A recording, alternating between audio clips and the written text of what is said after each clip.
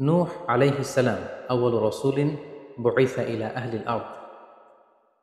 সাইয়েদনা আদম আলাইহিস সালাম এবং ইদ্রিস আলাইহিস সালামের পরে আল্লাহ তাআলা নূহ আলাইহিস সালামকে পৃথিবীর সর্বপ্রথম রাসূল করে এই পৃথিবীতে প্রেরণ করেছেন এবং আল্লাহ তাআলা ওনাকে বলেছেন আবদান শাকুরা, মানে হচ্ছে অ্যান অবিডিয়েন্ট সার্ভেন্ট অফ আল্লাহ। আল্লাহ তাআলার একজন কৃতজ্ঞ বান্দা হিসেবে আল্লাহ তাআলা কালামুল্লাহ মাজিদে নূহ আলাইহিস সালামকে এই উপাধি দিয়েছিলেন। পাশাপাশি তিনি হচ্ছেন উলুল আজমি মিনার রসুল, অর্থাৎ 5 জন নবীকে আল্লাহ তাআলা কুরআনুল কারীমে দৃঢ় প্রত্যয়ী বা দৃঢ়চেতা রাসূল হিসেবে ঘোষণা করেছেন। নূহ আলাইহিস সালাম হচ্ছেন তাদের মধ্য থেকে অন্যতম। সাউদার্ন ইরাকের একটি শহরে, যেটি কুফা শহরের নিকটবর্তী একটি শহর, এমন একটি শহরে আল্লাহ তাআলা নূহ আলাইহিস সালামকে নবী হিসেবে প্রেরণ করেছিলেন। সাইয়েদনা আদম আলাইহিস সালাম থেকে শুরু করে নূহ আলাইহিস সালাম পর্যন্ত টানা 1000 বছর পর্যন্ত পৃথিবীতে শিরকের সূচনা বা উৎপত্তি হয়নি। বেসিকলি নূহ আলাইহিস সালামের জামানাতেই এই পৃথিবীতে সর্বপ্রথম শিরকের সূচনা হয়েছিল। ইবলিস শয়তান সর্বপ্রথম নূহ আলাইহিস সালামের জামানার যে কওমের লোকেরা তাদের কাছে শিরকের ইন্ট্রোডিউস করেছিল। তাদের সময়ে 5 জন আল্লাহওয়ালা ব্যক্তি ছিল। তাদের এন্তেকালের পরে শয়তান সেই জনগোষ্ঠীর লোকদের কাছে এসে বলল, তোমরা এই সমস্ত কী ইবাদত করছো? তোমাদের পূর্বপুরুষেরা যেমনভাবে আল্লাহ তাআলার কাছে ইবাদত করে নিজেদেরকে সঁপে দিয়েছিল, তার সামনে তো তোমাদের ইবাদত কিছুই নয়। তোমরা একটা কাজ করো, তোমাদের 5 জন আধ্যাত্মিক পুরুষ বা আল্লাহর প্রিয় বান্দাদের 5টি মূর্তি তৈরি করে তোমরা তোমাদের ইবাদতগাহের পাশে রাখো। ফলে তাদের চেহারা দেখলে তাদের বেশি বেশি ইবাদতের কথা তোমাদের স্মরণ হবে এবং তোমরা আল্লাহ তাআলার ইবাদত করার ব্যাপারে বেশি আগ্রহী হবে। তারা এই শয়তানের মুখরোচক চমৎকার এই কথা শুনে তাদের শ্রেষ্ঠ 5 জন সন্তান বা আল্লাহওয়ালা 5 জন ব্যক্তির 5টি মূর্তি তৈরি করে তাদের ইবাদত গাহের ভেতরে তারা স্থাপন করলো। এবং আসলেই তারা যখন এই 5 জন ব্যক্তিদের মূর্তির দিকে তাকাতো, তাদের আল্লাহ তাআলার ইবাদতের কথা তাদের স্মরণ হতো, ফলে তারা আল্লাহ তাআলার বেশি বেশি ইবাদত করতে লাগলো। এই জেনারেশন এভাবেই বেশি বেশি আল্লাহ তাআলার ইবাদতের মধ্য দিয়ে তারা পার করতে লাগলো। কিন্তু পরবর্তী জেনারেশন যখন আসলো, শয়তান তাদের কাছে এমনভাবে কুমন্ত্রণা বা টেম্পটেশন দিল, ফলে ওই প্রজন্ম তারা আল্লাহ তাআলার এক আল্লাহর ইবাদতকে ভুলে গিয়ে এই 5 জন শ্রেষ্ঠ আল্লাহর ওয়ালির মূর্তির সামনে দাঁড়িয়ে সেখানেই তারা মানত করতে শুরু করলো এবং এক আল্লাহর ইবাদত বাদ দিয়ে সেই মূর্তিগুলোর ইবাদত শুরু করে দিল। এভাবেই সাইয়েদনা নূহ আলাইহিস সালামের জামানাতে সর্বপ্রথম শিরকের সূচনা হয়। পবিত্র কালামুল্লাহ মাজিদে আল্লাহ তাআলা এই ঘটনাটি এভাবে উল্লেখ করেছেন যে নূহ আলাইহিস সালামের জামানায় যারা নেতৃত্ব স্থানীয় ছিল, তারা সাধারণ লোকদেরকে উদ্দেশ্য করে বলতো, ওয়াকালু লা তাযারুন্না আলিহাতাকুম ওয়ালা তাযারুন্না ওয়াদ্দাও ওয়ালা সুওয়াআ ওয়ালা ইয়াগুসা ওয়া ইয়াউকা ওয়া নাসরা। অর্থাৎ আমাদের যে 5 জন বিখ্যাত ব্যক্তি, তাদের নাম ছিল ওয়াদ্দান, সুওয়াআন, ইয়াগুস, ইয়াউক এবং নাসর। তোমরা এদের ইবাদত ছেড়ে দিও না, বরং তোমরা এদের উপাসনা করতে থাকো। ফলে এই আয়াত প্রমাণ করে যে নূহ আলাইহিস সালামের জামানাতে সর্বপ্রথম শিরকের উৎপত্তি হয়েছিল। কিন্তু নূহ আলাইহিস সালাম তার জাতিগোষ্ঠীর কাছে এক আল্লাহর দাওয়াত দিয়ে যেতে লাগলেন। তিনি বলতে আরম্ভ করলেন, ইয়া কওমি আবুদুল্লাহ মা লাকুম মিন ইলাহিন গায়রুহু আফালা তাত্তাকুন। হে আমার জাতিগোষ্ঠীর লোকেরা, হে আমার জনগোষ্ঠীর লোকেরা, তোমাদের কি হলো? তোমরা কেন এক আল্লাহর ইবাদত করছো না? তোমরা কি আল্লাহকে ভয় পাও না? এবং তিনি বললেন যে আল্লাহ তাআলা আমাকে তার বাণীবাহক হিসেবে, প্রেরিত রাসূল হিসেবে তোমাদের কাছে পাঠিয়েছেন।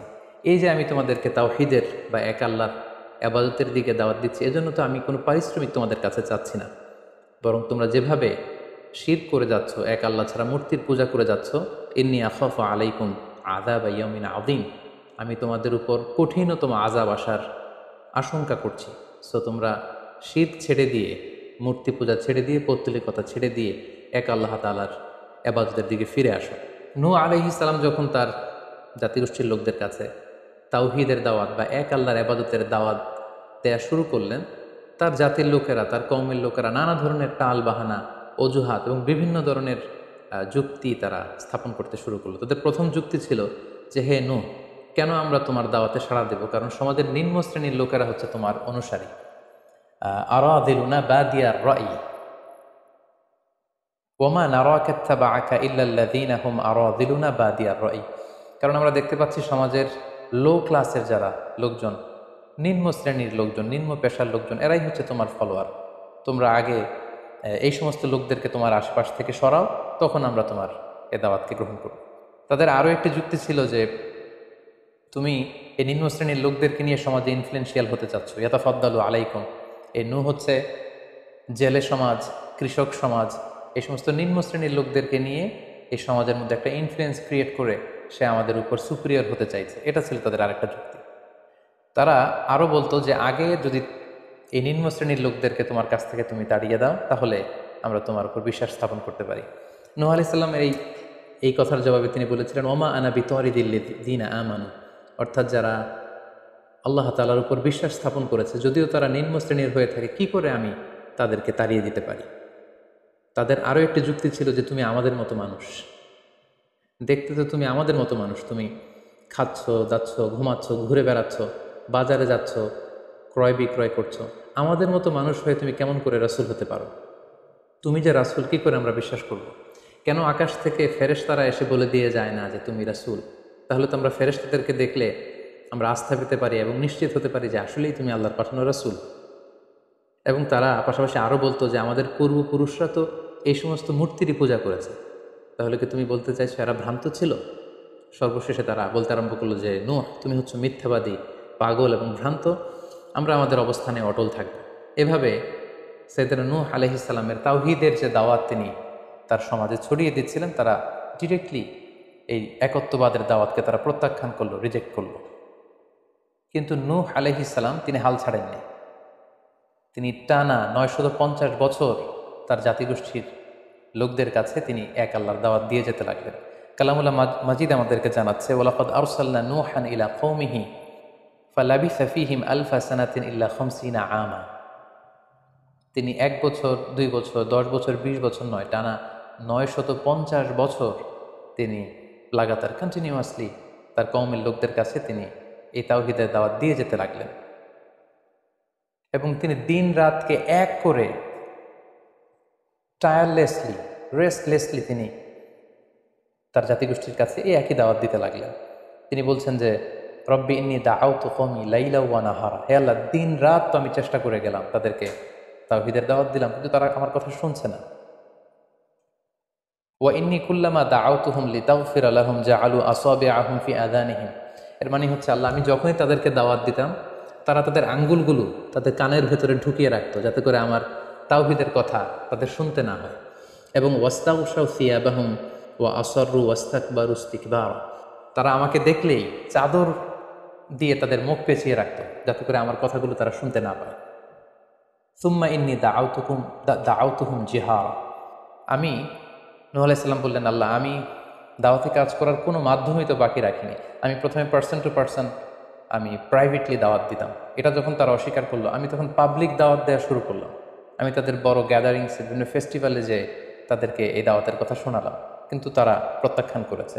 সুম্মা ইন্নী আ'লানতু লাহুম ওয়া আসরারতু লাহুম ইসরারা, অর্থাৎ এই আয়াত থেকে বোঝা যাচ্ছে যে নূহ আলাইহিস সালাম দাওয়াত দেয়ার বা বাণী বাহকের যে কাজ, এই গুরুদায়িত্ব পালনে কোনো ধরনের প্রক্রিয়া তিনি বাদ রাখেননি। তিনি দিনে রাতে, তিনি প্রাইভেটলি, তিনি পাবলিকলি, তিনি উৎসাহ প্রদানের মাধ্যমে, জান্নাতের সুসংবাদ দেওয়ার মাধ্যমে, কিংবা জাহান্নামের ভয় দেখানোর মাধ্যমে নানাভাবে তার জাতিগোষ্ঠীর কাছে আখিরাতের কথা, আখিরাতে আল্লাহ তাআলার সুপ্রিম কোর্টের কাঠগড়ায় দাঁড়িয়ে জবাবদিহিতার কথা, এক আল্লাহর একত্ববাদের কথা, এই দাওয়াতগুলো তিনি দিয়ে গিয়েছেন।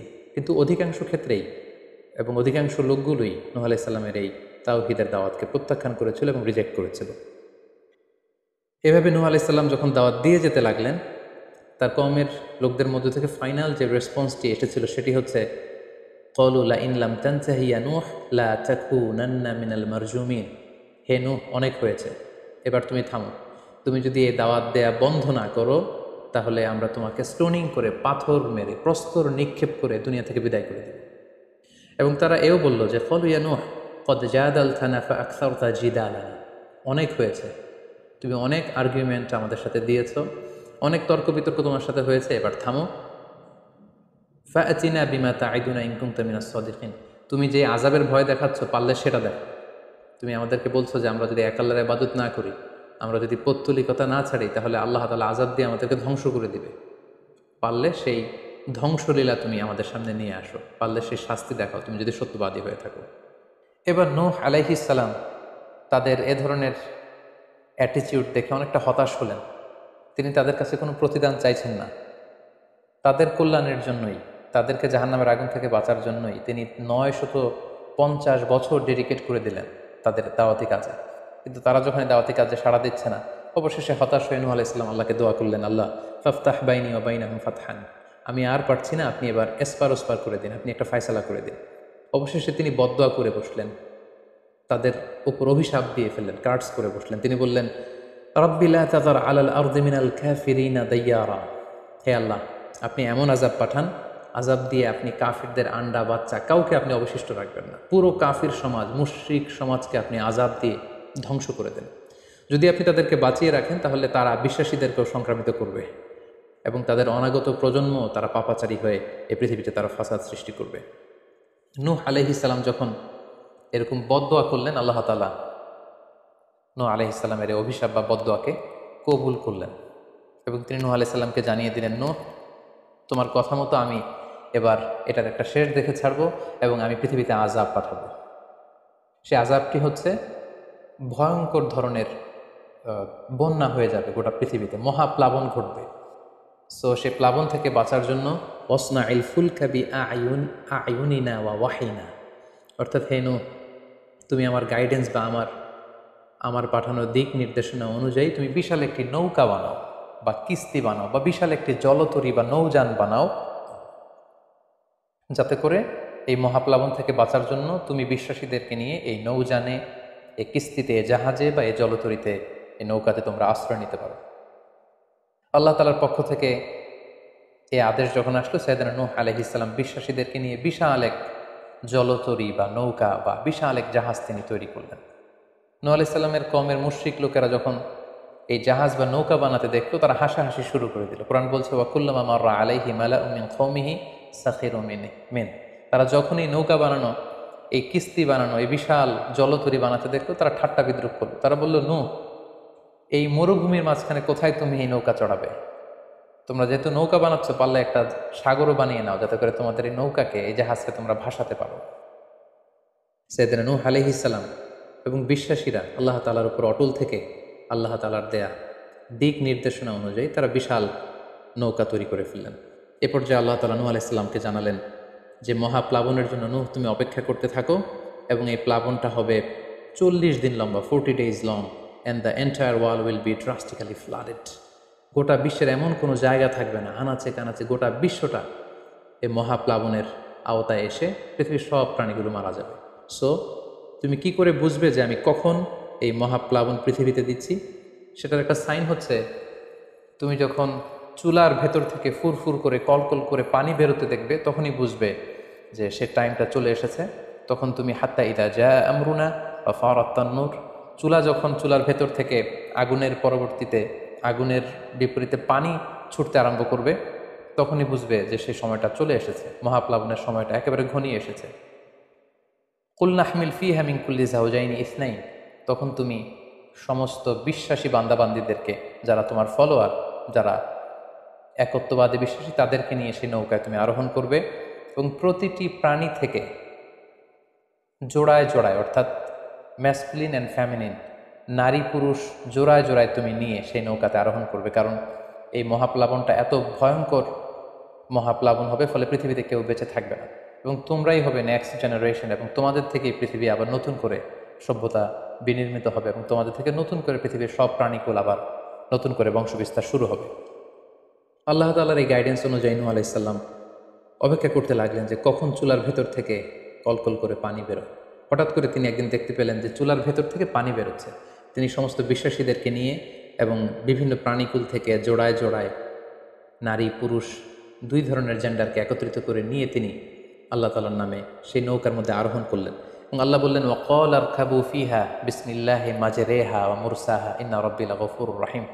আল্লাহ বললেন, তোমরা যখন আরোহণ করবে, তোমরা আল্লাহর নামে আরোহণ করবে, অর্থাৎ বিসমিল্লাহ বলে আরোহণ করবে, কারণ তোমাদের এই নৌকার, এই জাহাজের গতি এবং স্থিতি এটা হবে আল্লাহর নামে। এটার সেইলিং বা অ্যাঙ্করিং, এটার পানির উপরে ভেসে চলা এবং এটার নোঙর ভেরানো সবটাই হবে আল্লাহ তাআলার নামে। এবং আল্লাহ তাআলার আদেশ অনুযায়ী নূহ আলাইহিস সালাম সবাইকে নিয়ে সেই নৌকায় আশ্রয় নিলেন। কোরআন আমাদেরকে জানাচ্ছে ওহিয়া তাজরি বিহিম ফি মাউজিন কাল জিবাল, গোটা বিশ্বব্যাপী এমন ভয়ঙ্করভাবে আকাশ থেকে ঝুম বৃষ্টি নাজিল হলো, জমিন তার ভেতরে থাকা পানিগুলোকে উপরে উদ্গীরণ করে দিতে লাগলো, উপর থেকে পানি, নিচ থেকে পানি, ফলে গোটা বিশ্বে এক মহাপ্লাবনের পরিস্থিতি তৈরি হলো। এবং সেই ভয়ঙ্কর প্লাবনের মধ্যে, সেই ঝড় ঝাপটার মধ্যে, সেই পানির মধ্যে নূহ আলাইহিস সালামের সেই কিস্তি বা সেই জলতরী বা সেই নৌকা ভাসতে লাগলো। কোরআন বলছে যে ফিমাউজিন কাল জিবাল, বিশাল পাহাড় সম ঢেউয়ের মধ্যে নূহ আলাইহিস সালামের তরী আল্লাহর নামে ভাসতে আরম্ভ করলো এবং আল্লাহর নামে নূহ আলাইহিস সালাম সেই তরী ভাসিয়ে দিলেন। মহাপ্লাবনের ঠিক কিছু আগে নূহ আলাইহিস সালাম ওনার ছেলে কানাআনকে আহ্বান করলেন যে কানাআন, তুমি এই নৌকার মধ্যে আরোহণ করো। আমরা ইতিহাস থেকে আমরা জেনেছি যে নূহ আলাইহিস সালামের 4 জন সন্তান ছিল, হাম, সাম, ইয়াফাস, কানাআন। এই 4 জন সন্তানের মধ্যে 3 জন ঈমান এনেছে, শুধু কানাআন ছাড়া। নূহ আলাইহিস সালাম কানাআনকে বললেন, কানাআন ইয়া বুনাইয়া ইরকাব মাআনা, হে আমার প্রিয় সন্তান, তুমি নৌকায় ওঠো, আল্লাহর কাছে তওবা করো। কিন্তু কানাআন নূহ আলাইহিস সালামের এই আহ্বানের প্রত্যুত্তরে তিনি বলেছিলেন, আমি নৌকায় উঠবো না, সাআউই ইলা জাবালিন ইয়াসুনি মিনাল মা, আমি পাহাড়ের চূড়ায় যেয়ে দাঁড়াবো, পাহাড় আমাকে পানি থেকে বাঁচাবে, কারণ এই বন্যার পানি তো পাহাড় পর্যন্ত পৌঁছতে পারবে না। নূহ আলাইহিস সালাম বললেন, ক্বালা লা আসিমাল ইয়াউমা মিন আমরিল্লাহ ইল্লা মান রাহিম, হে কানাআন, আজকে আল্লাহর এই গজব থেকে, এই আযাব থেকে, এই মহাপ্লাবন থেকে বাঁচানোর কেউ নাই, কেউ তোমাকে বাঁচাতে পারবে না, পাহাড় তোমাকে আজকে সুরক্ষা দিতে পারবে না, বাঁচাতে পারবে না, আজকে বাঁচানোর কেউ নেই, তুমি তাড়াতাড়ি উঠে আসো এখানে। কিন্তু নূহ আলাইহিস সালামের ছেলে কানাআন অস্বীকৃতি জ্ঞাপন করলো। কোরআন বলছে ওয়াহালা বাইনাহুমাল মাউজু ফাকানা মিনাল মুগরাকিন, বাবা আর ছেলের মধ্যে যখন এ ধরনের কথা চলছিল, হঠাৎ করে বিশাল এক সাগরের ঢেউয়ের ধাক্কা এসে নূহ আলাইহিস সালামের সন্তান কানাআনকে পানির মধ্যে ডুবিয়ে দিল। তাহলে এই আয়াত থেকে বুঝলাম কানাআন যারা ডুবে গিয়েছিল তাদের অন্তর্ভুক্ত হয়েছিল। এবং মজার ব্যাপার হচ্ছে নূহ আলাইহিস সালামের স্ত্রীও এই মহাপ্লাবন থেকে বাঁচতে পারেনি। সেও ঈমান না আনার কারণে যারা ধ্বংস হয়েছিল, যাদের সলিল সমাধি হয়েছিল মহাপ্লাবনের পানির মধ্যে, নূহ আলাইহিস সালামের স্ত্রীও সেখানে নিহত হয়েছেন। এখন একটি প্রশ্ন এসে দাঁড়ায়, সেটি হচ্ছে যে এটা কি একটা গ্লোবাল ডিজাস্টার ছিল কিনা? এটা কি ইরাকের সেই সাউদার্ন পার্টেই শুধু এই বন্যাটা হয়েছিল, না গোটা বিশ্বব্যাপী হয়েছিল? এ নিয়ে ঐতিহাসিকদের মধ্যে অনেক ধরনের মতামত পাওয়া যায়। তবে একটা বড় সংখ্যক ঐতিহাসিক মুআররিখুন তারা বলেছেন যে ইট ওয়াজ এ গ্লোবাল ডিজাস্টার। এই ফ্লাড, এই বন্যাটা ছিল গোটা বিশ্বব্যাপী। কারণ আল্লাহ তাআলা কোরআনে বলেছেন, নূহ আলাইহিস সালামের বদদুয়ার কথা বলেছেন। নূহ আলাইহিস সালাম বলেছেন যে রব্বি লা তাযার আলাল আরদি মিনাল কাফিরিনা দাইয়ারা, হে আল্লাহ, এই জমিনে একজন কাফিরকেও আপনি বাঁচিয়ে রাখবেন না। সো এই আর্থ শব্দটা প্রমাণ করে তিনি গোটা বিশ্বের দিকে ইঙ্গিত করেছেন। এবং আল্লাহ যখন জমিনকে ইঙ্গিত করেছেন, ইয়া আরদুবলাই, হে পানি তুমি নিচের দিকে চলে যাও, ফলে এই আর্থ দ্বারা বোঝা যাচ্ছে যে শুধু ইরাকের সেই সাউদার্ন ইরাকের কুফা শহরের পাশেই এই বন্যাটা লিমিটেড বা সীমিত ছিল না, বরং এই ডিজাস্টারটা ছিল একটা গ্লোবাল ডিজাস্টার। গোটা বিশ্বব্যাপী মহাপ্লাবনের পানিতে গোটা বিশ্বের সব সয়লাভ হয়ে গিয়েছিল। 40 দিন এই বন্যাটা কন্টিনিউ করেছে এবং 40 দিনের এই সময়ে মহাপ্লাবনে যত কাফির, মুশরিক এবং নূহ আলাইহিস সালামের সময়কালের যত মুশরিক এবং অবাধ্য লোকেরা ছিল, সবাইকে আল্লাহ তাআলা এই বন্যার মাধ্যমে ধ্বংস করেছেন। 40 দিন পর আল্লাহ তাআলা আদেশ করলেন, ইয়া আরদুবলাঈ মাআকি ওয়া ইয়া সামাউ আকলিঈ, অর্থাৎ হে আকাশ তুমি বৃষ্টি বর্ষণ করো, এবার স্টপ করো, এবার বন্ধ করো। এবং জমিনকে বললেন, জমিন তুমি যে মাটির ভেতর থেকে পানি বের করছিলে, এই পানি বের করো, বন্ধ করে তুমি ভূপৃষ্ঠের উপরে থাকা পানিগুলোকে গিলে ফেলো। ওয়াগীদাল মা, ফলে আল্লাহ তাআলার আদেশের সাথে সাথে পানি বর্ষণ এবং পানি জমিনের ভেতর থেকে বের হয়, এটা বন্ধ হলো। ওয়াস্তাওয়াত আলাল জুদি, নূহ আলাইহিস সালামের এই বিশাল জলতরী বা কিস্তি বা নৌকা জুদি পাহাড়ে যেয়ে থামল। জুদি পাহাড়ে এই তরীর নোঙর ভিড়ল। এখন জুদি পাহাড়টা কোথায়? কিছু কিছু ঐতিহাসিকরা বলেছেন যে ইরাকের মোসেল শহরে একটি বিশাল মাউন্টেন রেঞ্জ রয়েছে, সেই পাহাড়ের একটা অংশের নাম হচ্ছে জুদি পাহাড়। কোনো কোনো ঐতিহাসিকগণ বলেছেন এই জুদি পাহাড়টি আর্মেনিয়াতে অবস্থিত। অনেক ঐতিহাসিকগণ মত প্রকাশ করেছেন যে এটি ইরাকেও নয়, এটি আর্মেনিয়াতেও নয়, বরং এটি তুরস্কের একটি পাহাড়। এবং তারা বিশাল বড় একটি নৌকার খণ্ড দিয়ে ঐতিহাসিকভাবে অনেকেই প্রমাণ করতে চেয়েছেন যে নূহ আলাইহিস সালামের সেই কিস্তির কিছু অংশ আজও সেই পাহাড়ের মধ্যে রয়ে গিয়েছে। সেই জুদি পাহাড়ে যখন এই নৌকাটি ভিড়ল, আল্লাহ তাআলা তখন নূহ আলাইহিস সালামকে আদেশ করলেন, ইহবিত বিসালামিন মিন্না, তুমি এবার শান্তির সাথে সেফলি সাউন্ডলি তুমি এবার সেই জুদি পাহাড়ে তোমরা নামো। ও বারাকাতিন আলাইক, তোমাদের উপর আমার পক্ষ থেকে বারাকা ব্লেসিং থাকবে। ও আলা উমামিম মিম্মান মাআক, এবং তোমার সাথে যারাই আছে সবার জন্য আমার পক্ষ থেকে ব্লেসিং থাকবে। এবং এই বিশাল মহাপ্লাবন থেকে যে আমি তোমাদেরকে বাঁচিয়ে দিয়েছি, শুকরিয়া স্বরূপ তোমরা সবাই পড়ো আলহামদুলিল্লাহ। ফাকুল আলহামদুলিল্লাহ। কোরআন বলছে যে তারা সবাই আল্লাহর প্রশংসা করে সেখান থেকে নেমে আসলো এবং নূহ আলাইহিস সালামকে আল্লাহ তাআলা শিখিয়ে দিলেন, নূহ এবার তুমি পড়ো রব্বি আনজিলনি মুনজালান মুবারাকান ওয়া আনতা খায়রুল মুনজিলিন, অর্থাৎ হে আল্লাহ আপনি এমন জায়গায় আমাদেরকে অবতরণ করুন যে জায়গাটা আমাদের জন্য কল্যাণকর, কারণ আপনিই তো উত্তম অবতরণকারী। ফলে নূহ আলাইহিস সালামের সাথে যারা ছিল বিশ্বাসীরা, তারা এবং তার সাথে প্রাণীকুলের মধ্য থেকে যারা ছিল সবাইকে নিয়ে নূহ আলাইহিস সালাম এই জমিনে বন্যা পরবর্তী মহাপ্লাবন পরবর্তী সময়ে তিনি সবাইকে নিয়ে এই জমিনের মধ্যে আবার নেমে আসলেন। ফলে ঠিক ওই সময়টাতে পৃথিবীতে আর কোনো কাফের, কোনো মুশরিক, কোনো পৌত্তলিক ছিল না, বরং তখন এটা ছিল, it was very fresh and pure monotheist generation, একত্ববাদী একটা প্রজন্ম। ফলে এখানে ঠিক ঠিক ওই সময়টাতে পৃথিবীতে আর কোনো কাফির মুশরিক আর ছিল না। আমরা আমাদের আলোচনার শুরুর দিকে বলেছিলাম যে নূহ আলাইহিস সালামের 4 জন ছেলে ছিল, হাম, সাম, ইয়াফাস এবং কানাআন। এবং ঐতিহাসিকভাবে এটা ঐতিহাসিক বিভিন্ন ধর্মগ্রন্থ থেকেও এটা প্রমাণিত যে এই 4 ছেলের মধ্য থেকে একজন ছেলে ছিল কানাআন, যে মহাপ্লাবনে মৃত্যুবরণ করেছে, এবং হাম, সাম এবং ইয়াফেস, তাদের মধ্য থেকেই মূলত গোটা বিশ্বে নতুন করে মানব সভ্যতার আবার সূচনা হয়েছে। নূহ আলাইহিস সালামের ছেলে হাম, তিনি আফ্রিকাতে তার পরিবার নিয়ে বসবাস শুরু করেন, এবং ওনার ছেলে সাম, যেখান থেকে সেমাইটিক শব্দটি আমরা বলে থাকি, ওনার ছেলে সাম তার আত্মীয় স্বজন এবং তার বংশধরদেরকে নিয়ে ধীরে ধীরে মধ্যপ্রাচ্য বা দূরপ্রাচ্যের এই এরিয়াতে পরবর্তীতে তারা বসবাস শুরু করেন। এবং ওনার ছেলে ইয়াফেস বর্তমান যে চীন বা তার আশেপাশের যে এরিয়াগুলো আছে সেখানে বসবাস শুরু করেন, এবং সেখান থেকেই মানব ইতিহাস আবার নতুন করে তার পথ চলা শুরু করলো, এবং গোটা বিশ্বে বাচ্চা রিজালান কাসীরা ওয়া নিসা, অনেক নারী পুরো গোটা বিশ্বে সেখান থেকে আবার ছড়িয়ে পড়তে আরম্ভ করলো। এভাবেই নূহ আলাইহিস সালাম একাত্মবাদের দাওয়াত দিয়ে নিরলস প্রচেষ্টা করে ওনার জীবনকে তিনি অতিবাহিত করেছেন। সাইয়েদনা নূহ আলাইহিস সালাম ওনার ইন্তেকালের পরে ওনাকে কোথায় কবর দেওয়া হয়েছে এ নিয়ে 2টি মত পাওয়া যায়।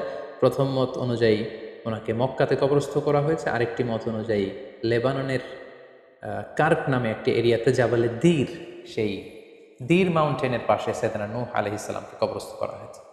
সম্মানিত শুধু এই ছিল নূহ আলাইহিস সালামের সংক্ষিপ্ত, বর্ণাঢ্য এবং সংগ্রামী জীবন কাহিনী। এ পর্যায়ে আমরা নূহ আলাইহিস সালামের এই স্টোরি থেকে, এই জীবনী থেকে কী ধরনের লেসন, লাইফ লেসন বা শিক্ষা আমরা পেতে পারি, যেটা আমরা আমাদের সমাজের সাথে রেলেভেন্ট করতে পারি, আমরা সে বিষয়ে সামান্য কিছু আলোচনা করব। আমরা যারা দাওয়া কাজের সাথে ইনভলভড, তাদের জন্য নূহ আলাইহিস সালামের জীবনীতে আসলে নূহ আলাইহিস সালামের দাওয়া ক্যারিয়ার থেকে নেবার মতো, শেখার মতো অনেক কিছু রয়েছে। তোর মধ্যে থেকে অন্যতম হচ্ছে যে ডাইভার্সিটি অফ দাওয়া অ্যাপ্রোচ। আমরা জানি যে আমরা যারা আল্লাহ তাআলার এই কথাগুলো, কোরআন সুন্নাহর এই মেসেজগুলো পৌঁছে দিচ্ছি, আমরাও কাইন্ডা বাণীবাহকের কাজ কিন্তু আমরা করছি। যেহেতু নবীরা নেই, তাদের অনুসৃত পথকে আমরা ধারণ করে তাদের কথাগুলো আমরা পৌঁছে দিচ্ছি। সো আমাদের দাওয়া অ্যাপ্রোচের মধ্যে ডাইভার্সিটি থাকতে হবে। আমরা যেমনি ওরালি দাওয়া কাজ করি, নবীরা ওরালি দাওয়া কাজ করতেন, মৌখিকভাবে মানুষকে দাওয়া দিতেন। এই ওরালি দাওয়ার পাশাপাশি আমরা রিটেন দাওয়ার কাজ করতে পারি, আমরা প্র্যাকটিক্যাল দাওয়া কাজ করতে পারি। অর্থাৎ প্র্যাকটিক্যাল দাওয়াটা হচ্ছে লাইভ দাওয়া। আমার কথা দেখে, আমার আচরণ দেখে, আমার ডিলিংস দেখে মানুষ ইসলামের সৌন্দর্যের প্রতি আকৃষ্ট হবে, এবং এটা খুবই ফলপ্রসূ একটা দাওয়া সিস্টেম। সো আমরা যদি নূহ আলাইহিস সালামের জীবনের দিকে তাকাই, তাহলে দেখব উনি অনেকভাবে এই দাওয়া কাজ করেছেন। উনি প্রথম পার্সন টু পার্সন টার্গেট করে তাকে একা একা বোঝাতেন। এটা যখন কাজ না করতো, প্রাইভেট দাওয়া থেকে উনি পরে সুইচ করলেন পাবলিক দাওয়াতে। কোরআন আমাদেরকে জানিয়েছে যে তার কওমের বিভিন্ন ফেস্টিভ্যালগুলোতে, সেখানকার বিভিন্ন পাবলিক গ্যাদারিংসগুলোতে, সেখানকার বিভিন্ন ক্লাবগুলোতে তিনি যে এক আল্লাহর দাওয়া তিনি সেখানে পেশ করেছেন। পাশাপাশি নূহ আলাইহিস সালাম তার সময়ের সম্ভ্রান্ত ব্যক্তিবর্গ যারা, তাদেরকে স্পেশালি তিনি দাওয়া কাজের আওতায় নিয়ে এসেছেন। এলিট সোসাইটি যারা, আমরা যদি আল্লাহ রাসূল সাল্লাল্লাহু আলাইহি ওয়াসাল্লামের দাওয়া অ্যাক্টিভিটির দিকে তাকাই, তাহলে দেখব যে উনিও কিন্তু সানাদিদে কোরাইশের যারা লিডার শ্রেণী ছিল, গণ্যমান্য ব্যক্তিবর্গ ছিল, তাদেরকে তিনি স্পেশালি দাওয়া কাজ করতেন তাদের সাথে। কারণ আমরা জানি যে একটা সমাজের লিডার যদি ইসলামের পথে আসে, ফলে তার যে লক্ষ লক্ষ ফলোয়ার থাকবে তারাও তার দ্বারা ইনফ্লুয়েন্স হয়ে তারাও ইসলামের পথে চলে আসবে। এবং আল্লাহ রাসূল সাল্লাল্লাহু আলাইহি ওয়াসাল্লামের জীবনীতে আমরা দেখেছি যে কোনো গোষ্ঠীর বা কোনো কওমের বা কোনো ট্রাইবের গোত্র প্রধান যখন কালিমা পড়ে মুসলমান হয়েছে, তার দেখা দেখি গোত্রের সকল নারী পুরুষ তারাও মুসলমান হয়ে গেছে। দাওয়া কাজ আঞ্জাম দেওয়ার ক্ষেত্রে যারা এলিট সোসাইটি বা সমাজের গণ্যমান্য ব্যক্তিবর্গ যারা থাকবে, তাদেরকে দাওয়া দেওয়ার ক্ষেত্রে আমাদেরকে স্পেশাল এফোর্ট দিতে হবে। কারণ তাদেরকে যদি আমরা ইসলামের পক্ষে, সত্যের পক্ষে কনভিন্সড করতে পারি, ফলে তারা সমাজের আরও অনেক লোককে ইনফ্লুয়েন্স করে ইসলামের সুশীতল বাণীর ভেতরে নিয়ে আসতে পারবে। তো এর মানে এই নয় যারা নিম্ন শ্রেণীর বা যারা সমাজের মধ্যবিত্ত বা নিম্ন মধ্যবিত্ত যে ফ্যামিলিগুলো রয়েছে বা যে সমস্ত লোকজন রয়েছে তাদেরকে আমরা গুরুত্ব দিব না, ব্যাপারটি এমন নয়। বরং নূহ আলাইহিস সালামের ঘটনা থেকে আমরা বুঝতে পারছি যে একটা হচ্ছে মাস পিপলদের জন্য দাওয়া, আর একটি হচ্ছে যারা সমাজের উচ্চ শ্রেণী তাদের জন্য স্পেশালি কিছু টাইম স্পেন্ড করা, তাদেরকে আলাদাভাবে দাওয়া দেওয়া, অথবা তাদের উপযোগী করে দাওয়া অ্যাক্টিভিটি তাদের কাছে যদি আমরা প্রেজেন্টেশন করতে পারি, তাহলে নিঃসন্দেহে তারাও ইসলামের সৌন্দর্যের দ্বারা আকৃষ্ট হবে। নূহ আলাইহিস সালামের এই জীবন কাহিনী থেকে আমরা আরও একটি বিষয় শিখতে পারি, সেটি হচ্ছে দাওয়া কাজে কখনো হতাশ হওয়া যাবে না, নিরাশ হওয়া যাবে না এবং হাল ছাড়া যাবে না, বরং ভরসা রাখতে হবে আল্লাহর উপর। কারণ আমরা কয় বছর দাওয়া কাজ করে যাচ্ছি, আমরা কতটুকু এফোর্ট দিয়েছি, আমরা কতটুকু টাইম স্পেন্ড করেছি, আমরা কতটুকু স্যাক্রিফাইস করেছি। আমরা যদি নূহ আলাইহিস সালামের জীবনের দিকে তাকাই, তাহলে দেখব যে তিনি টানা 950 বছর টানা লাগাতার তিনি তার জাতিগোষ্ঠীর কাছে দাওয়াতি কাজ করেছেন, কিন্তু তিনি নিরাশ হননি, হতাশ হননি, হাল ছেড়ে দেননি, তিনি ভরসা রেখেছিলেন আল্লাহ তাআলার উপর। সো আমরা যারা দাওয়া কাজ করছি, আমরা ইনস্ট্যান্ট ফলাফলের জন্য যেন বসে না থাকি, আমরা আমাদের দায়িত্বটুকু পালন করব। নূহ আলাইহিস সালামের এই স্টোরি থেকে আমরা আরও একটি বিষয় শিখতে পারি, সেটা হচ্ছে আমাদের কাজ হচ্ছে ইফোর্ট দেয়া, বাট এটার কমপ্লিশন, এটার রেজাল্ট আসবে আল্লাহ তাআলার পক্ষ থেকে।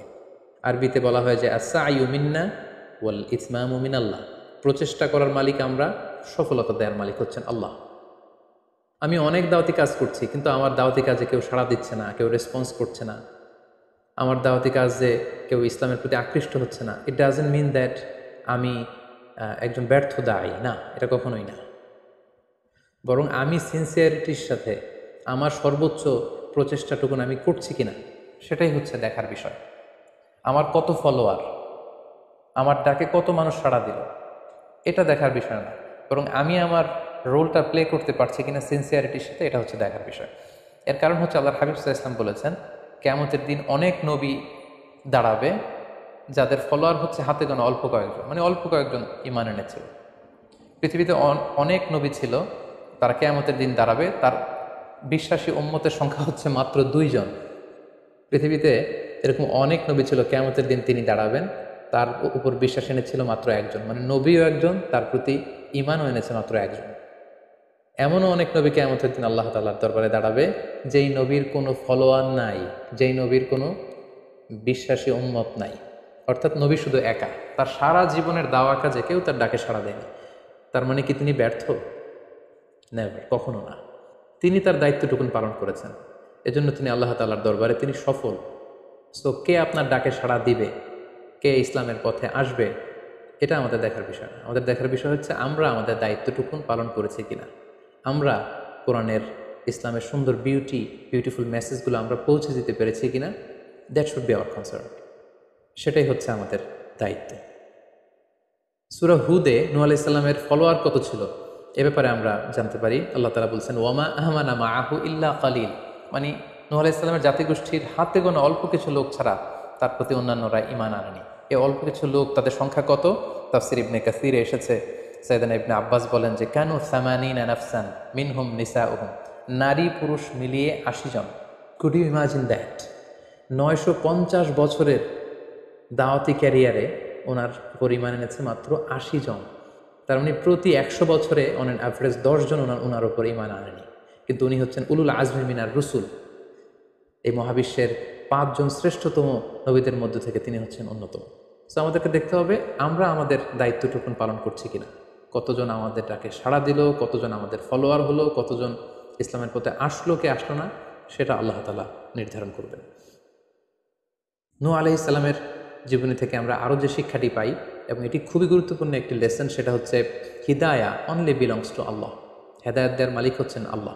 কানাআন and the wife of Nuh for example, যেমন নূহ আলাইহিস সালামের ছেলে কানাআন কিংবা তার স্ত্রী, তারা কিন্তু নূহ আলাইহিস সালামের প্রতি ঈমান আনেনি। তার মানে বাবা নবী হয়ে অনেক সময় ছেলে ঈমান আনতে পারেনি, তার ভাগ্যে সেটা জোটেনি। নূহ আলাইহিস সালাম নবী ছিলেন, কিন্তু তার স্ত্রী তার প্রতি ঈমান আনেনি। এজন্য আল্লাহ তাআলা বলছেন, ইন্নাকা লা তাহদি মান আহবাবতা ওয়ালাকিন্নাল্লাহা ইয়াহদি মান ইয়াশা।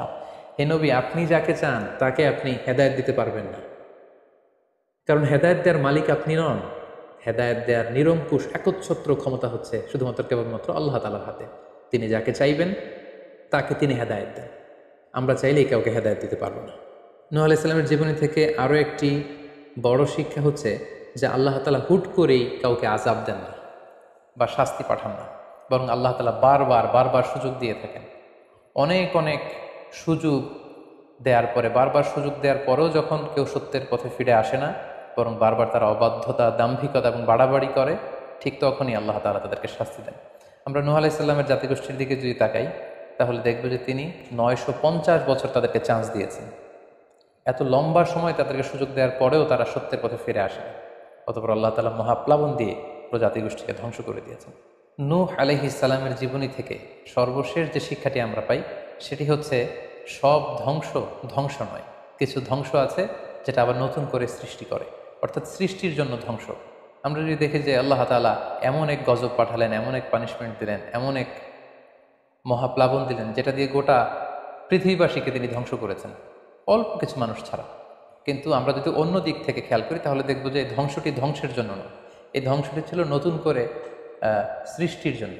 আমরা দেখি যে অনেক এলাকাতে অগ্নিকাণ্ড ঘটে, সেখানে হয়তো বেড়ার ঘর ছিল, টিনের ঘর ছিল, তো অগ্নিকাণ্ড ঘটার পরে সেখানে বিশাল করে বিল্ডিং তৈরি হয়।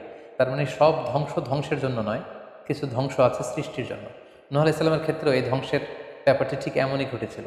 এই ধ্বংসটা শুধু ধ্বংসের জন্য নয়, বরং কাফিরদেরকে, মুশরিকদেরকে ধ্বংস করে দিয়ে নতুন এক একত্ববাদী প্রজন্মের সূচনা যাতে পৃথিবীতে ঘটে, সেজন্য আল্লাহ তাআলা এই ধ্বংসের সূচনা করেছিলেন। আল্লাহ তাআলা আমাদের সবাইকে আম্বিয়া আলাইহিমুস সালামদের অনুসৃত পথে থেকে তাদের মত এবং পথকে বেছে নিয়ে সিরাতুল মুস্তাকিমে পরিচালিত হওয়ার তৌফিক দান করুক। আসসালামু আলাইকুম ওয়া রাহমাতুল্লাহি